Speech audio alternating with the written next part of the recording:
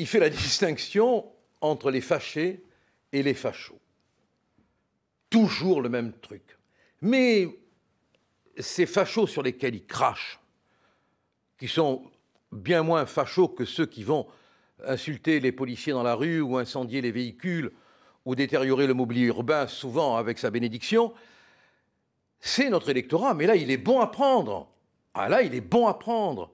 Mais ce sont des faux culs, quoi.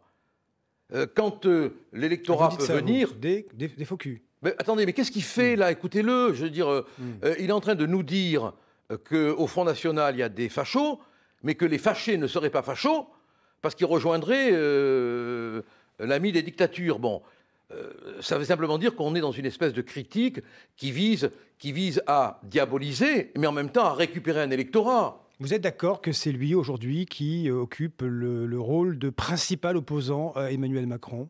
Mais il avait un peu disparu des tablettes. C'est l'opposant confortable. Les Républicains s'opposent, nous nous opposons, mais on a décidé, parce que c'est une opposition valorisante quelque part, tonitruante, que M. Mélenchon serait l'opposant dédié en quelque sorte. Oui, mais c'est un opposant que l'on voit en tout cas battre le pavé, ce qui n'est pas le cas de vous ou de Marine Le Pen aujourd'hui. Écoutez, je voudrais que vous écoutiez ce que dit Marine Le Pen dans cette émission sur LCP à propos des ordonnances, en expliquant que la démocratie, c'est pas forcément s'opposer dans la rue. Ah, mais je suis dans une opposition absolue au texte, absolue. Je l'ai dit même avant l'élection d'Emmanuel Macron, car si on essaye d'être honnête ensemble, il l'avait dit, Emmanuel Macron, qu'il le ferait, cette déconstruction du droit du travail par ordonnance. Donc ceux qui ont appelé malgré cela à voter pour lui portent une très lourde responsabilité. Ils lui ont fait un chèque en blanc, ils lui ont donné un blanc-seing. Alors c'est bien beau maintenant de venir, comme le font les syndicats qui ont appelé à voter pour Emmanuel Macron, manifester dans la rue pour canaliser la colère, ce qu'ils font dans notre pays depuis 20 ans. Voilà, ils canalisent la colère pour l'anesthésier. Elle est là la réalité. Alors c'est une façon d'excuser l'absence du Front National Mais on n'est pas absent. Si vous regardez les travaux parlementaires, on a rédigé plusieurs propositions de loi. Sauf erreur de ma part, les amis de M. Mélenchon n'ont présenté aucune proposition de loi. Vous êtes d'accord, vous êtes inaudible. Ben pourtant, on fait que parler de nous, là. Non, mais aujourd'hui, parce que M. Philippot est parti, mais on n'est absolument pas inaudible. On a eu des difficultés au début à avoir des bureaux.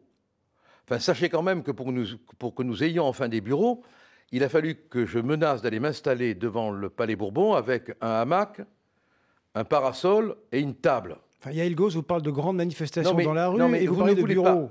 Mais vous ne voulez pas entendre. Je suis en train de vous expliquer que les députés du Front National, 15 jours après la rentrée parlementaire, n'avaient pas d'ordinateur, n'avaient pas de bureau, ne savaient pas où s'installer, alors que les autres étaient installés. Il a fallu que je menace de faire ce spectacle pour qu'on puisse avoir nos bureaux, nos ordinateurs. Alors c'est vrai qu'on a mis du temps à s'installer, mais il y a un motif matériel qu'on devrait quand même prendre en compte. Après, nous sommes handicapés par le fait que nous n'avons pas de groupe, c'est vrai aussi. Et vous avez un problème sur le fond de cette réforme, c'est que vous avez aussi des petits patrons qui sont peut-être proches aussi de votre électorat, TPE, PME, qui trouvent du bonheur dans ces ordonnances et dans la simplification du Code du travail. Mais moi j'ai une analyse très particulière de ces ordonnances, que je critique, mais essentiellement sur la barémisation, parce que je trouve que c'est absolument inacceptable de ne pas laisser au juge la capacité d'apprécier la réalité d'un préjudice, et je dénonce la lâcheté vis-à-vis du Conseil des prud'hommes. Mais vous ne jetez pas tout en bloc. Mais je ne jette jamais tout.